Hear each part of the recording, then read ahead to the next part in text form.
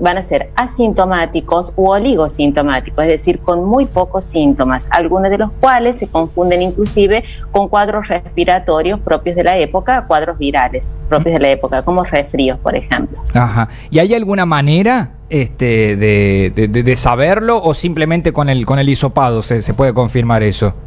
Sí, solamente con el hisopado. Nosotros lo sospechamos, obviamente, cuando tenemos un paciente que ha estado en contacto con personas con COVID positivo o con sintomatología compatibles con COVID. Entonces empezamos a sospechar que nuestro paciente puede no ser una infección viral habitual en esta época, sino que puede ser un paciente con COVID. Y de acuerdo a la clínica, indicamos realizar un hisopado y en algunos casos, según el número de días, también podemos determinar el dosaje de anticuerpos en la IgG-IgM para COVID.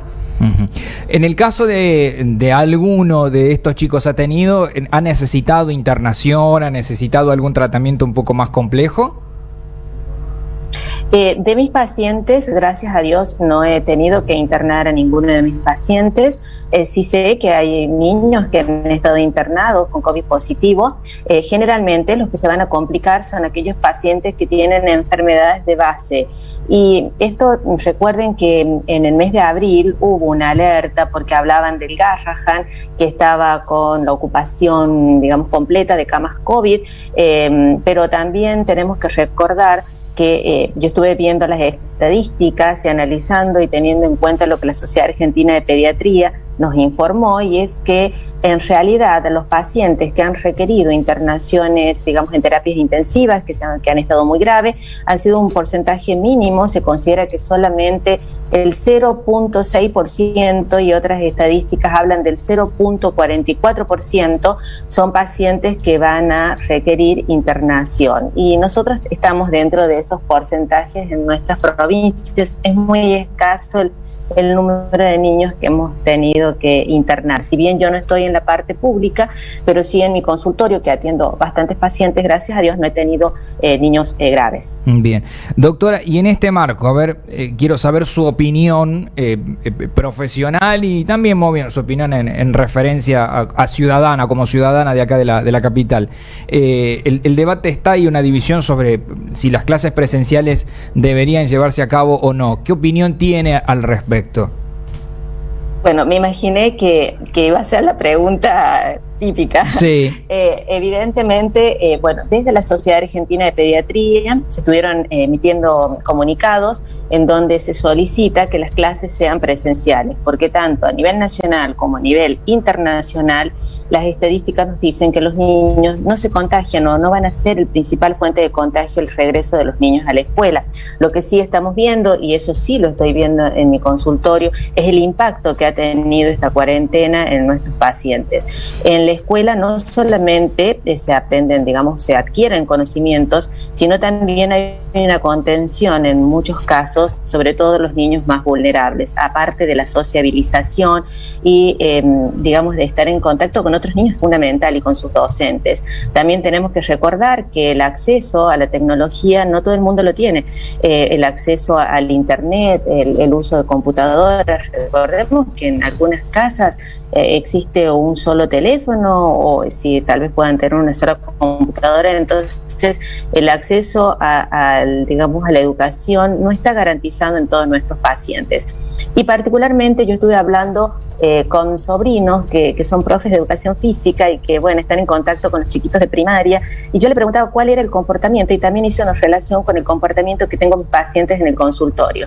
Ellos me comentaban que los chicos en la escuela realmente han tomado mucha conciencia acerca de las medidas, respetan el distanciamiento. En el recreo es increíble, ni siquiera ya juegan, digamos, sino que cada uno se queda en su lugar, charlan, pero mantienen el distanciamiento. Ellos exigen que se les coloque el alcohol o lleven su alcohol.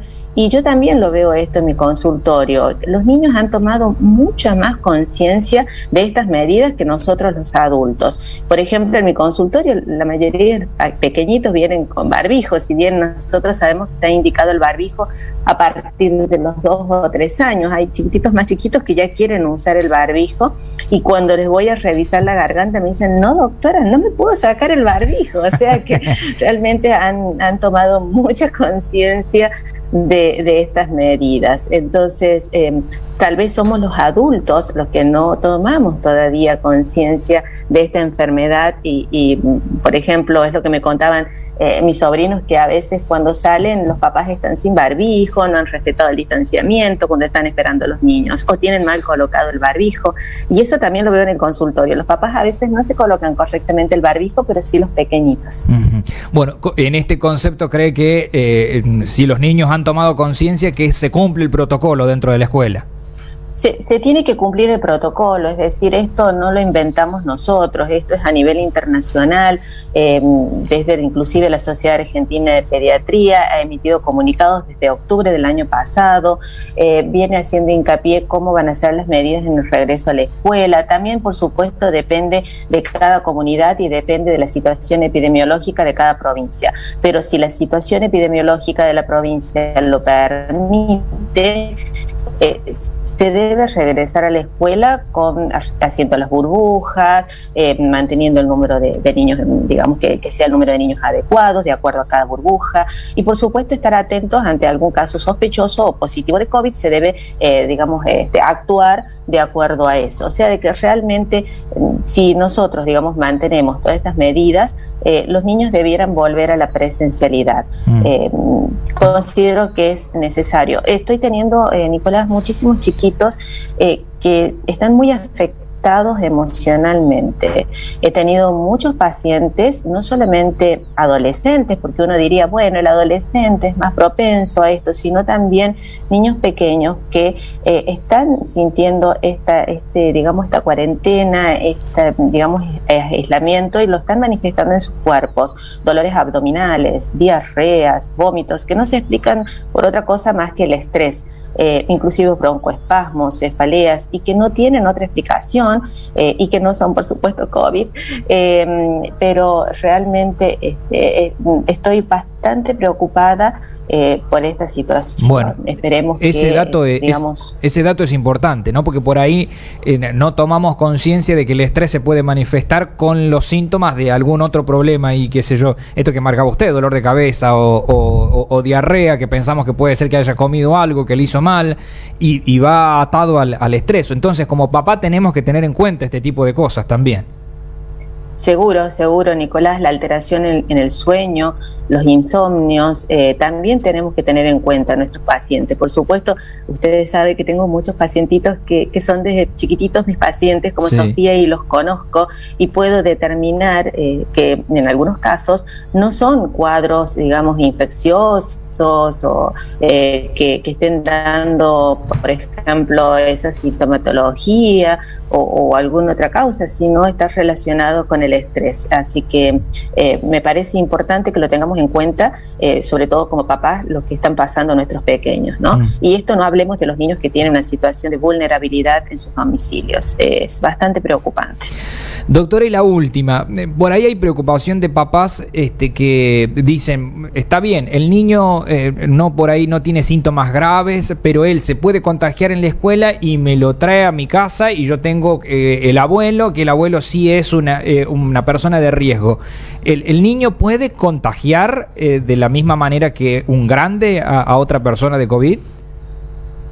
En líneas generales decimos que también los niños pueden contagiar, sí, y pueden contagiarse, pero generalmente estamos hablando últimamente de la carga viral, es decir, los niños en líneas generales tienen muy poca carga viral, por lo tanto las probabilidades que los niños contagien es menor que la de un adulto.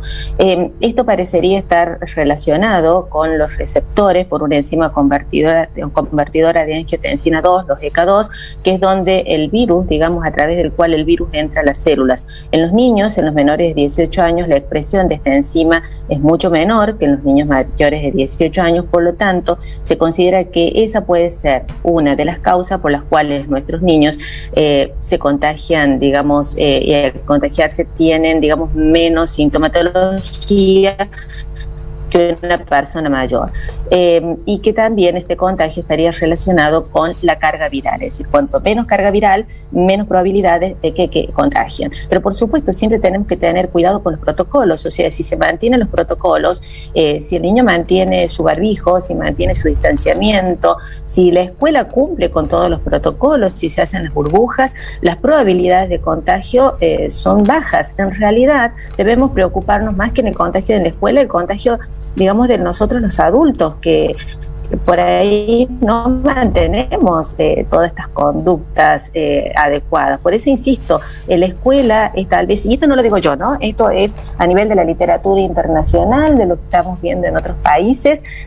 Si la escuela mantiene, digamos, los protocolos, las probabilidades de contagio no son tan altas. Siempre va a existir, Nicolás, estamos en una pandemia, existe circulación comunitaria de este virus, o sea, las probabilidades existen, pero pongamos en la balanza también qué es lo que está pasando con nuestros niños, con nuestra educación, y bueno, creo que tenemos que tener en cuenta estos factores también. Doctora, muchísimas gracias como siempre, ¿eh? No, muchísimas gracias a ustedes, un beso gigante a Sofía. Un beso. Hasta luego. La doctora Viviana Fuentes Juárez, conversando con nosotros. Que Sofi juega a ser la doctora Viviana Fuentes Juárez. Muy simpática la doctora. Ella quiere ser la doctora Viviana Fuentes Juárez. Bueno, pasamos en limpio. Los niños sí se pueden contagiar de COVID, está claro, pero tienen una carga viral en la mayoría de los casos muy baja, muy por debajo de la que tienen los mayores, que quiere decir que pueden contagiar menos. Sí. Ojo, que obviamente no es matemática esto, ¿sí? Hay niños que por ahí sí pueden contagiar, ¿no? Eso hay que marcarlo. Que hay casos donde los chiquitos han necesitado internación, sí se han dado casos, no en el pacientes de ella, pero que se ha enterado que sí han necesitado internación, pero con ninguna gravedad.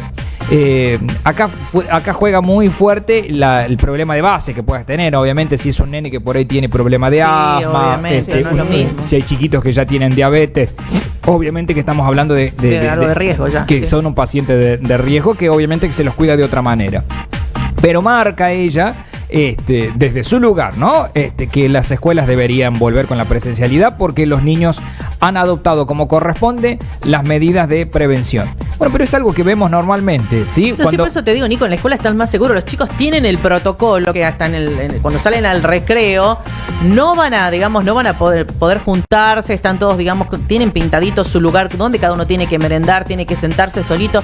Digo, mucho mejor que ahora que lo vemos en la calle, los chicos, digamos, en los espacios, en los lugares de recreación, donde no tienen ningún control. Claro, no eso te iba a decir, que ni en la plaza ni en el parque de la ciudad, por ejemplo, lo tienen, en el protocolo, ni el alcohol, ni el barbijo, ni nada. No, es incoherente. Vamos, Romero. NGB Market te trae una opción súper fácil para comprar desde tu casa. En la Mutual Amuncaf estamos para cuidarte. Por eso te ofrecemos clínica médica, oftalmología, pedicuría, fisioterapia, otorrinolaringología, odontología, peluquería, terapia ocupacional, servicios de enfermería. Ahora todo junto en un nuevo lugar. Mutual Amuncaf. Avenida Gobernador Gordillo 66. Tranquilidad para vos, serenidad para los tuyos. Chango Más y Walmart te vuelven a traer semana de ofertas. Hasta el miércoles 5 de mayo, 50% en la segunda unidad en muchas marcas de gaseosas, lácteos y alimentos libres de gluten. 30% en productos de limpieza y cuidado personal. Además, si sos jubilado o beneficiario de ANSES, los días lunes contás con un 15% de descuento en toda la compra de almacén, lácteos, perfumería, limpieza, bebidas sin alcohol y muchas categorías más. En Chango Más y Walmart encontrás todos los días el mejor precio. Ahora en La Rioja, Zambrano GNC. Una empresa al servicio de los riojanos. Todo en servicios de GNC para tu vehículo. Vuelvo con Urias, creo que hay